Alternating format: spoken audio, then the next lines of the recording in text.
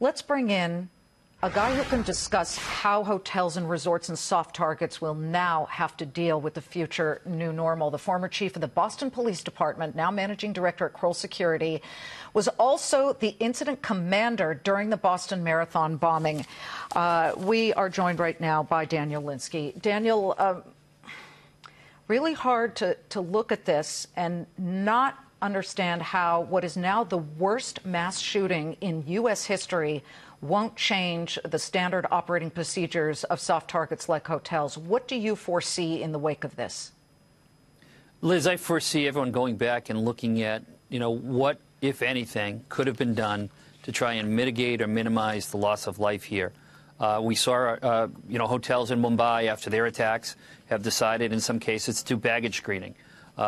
We saw Richard Reed when he defeated the TSA system with his shoe bombs, that we now have a process in place where we check shoes. So after Las Vegas is able to get themselves up off the ground, dust themselves off, and start to heal, law enforcement, security officials around the globe will be looking at what can we do to minimize these types of events going forward, and what's the balance of risk-reward. Yeah. We also want our freedom, and we want the ability to have our lives without unburdened security items, but at the same time, we want to make sure people, our families, are safe as these events play out. People bring up the Taj Hotel and Palace in India, where in 2008, 167 people at different areas, soft targets, were murdered by coordinated attacks. But at the palace, something like 31 people were killed. It was a horrible three-day hostage situation, which we covered right here on Countdown years ago.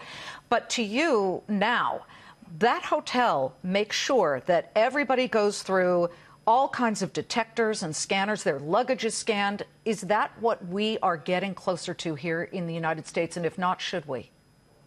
I think it's something that's on this table for discussion. If I can go to a hotel or resort and before I even go into the venue, they're taking those types of precautions, am I more likely to go to that and know that my family's going to be safe while they're in that environment? It's certainly something to consider. We've got to consider the cost of it. We got to train hotel staff to look for people that are out of the ordinary, people who aren't letting hotel employees into the rooms for days at a time because they're up to nefarious activities. Look for warning signs and danger signs, and expand the See Something, Say Something program. But I definitely do think this event has changed our world. It changed the world of everyone who was there, the families of everyone who was there, and it'll create some discussions about how do we possibly go forward and do this. We can't possibly control every floor of every high-rise building in every city across the globe. But where can we have some intersection? Let me say this. Post 9/11, to this day, you really can't walk into a high-rise anymore in Manhattan without showing ID. At least they've got that. So that was an immediate change. Immediate. Absolutely. And we'll have people evaluate, and clients will determine what they want to do to see if there's any lessons learned here that they can take away to make it a safer environment.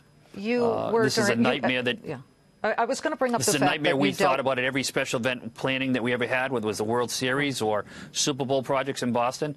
But a suspect with an elevation platform with a high-powered weapon is an awfully difficult challenge for law enforcement, no matter how well-trained, how equipped, how practiced, to defeat. And we saw that with the murder of my colleague David Brown in his offices down in Dallas when that occurred. A platformed sniper, whether we go back to the Texas University shooting, those are very challenging responses for law enforcement, and hopefully we can heal from this and move forward and see if there are any lessons learned.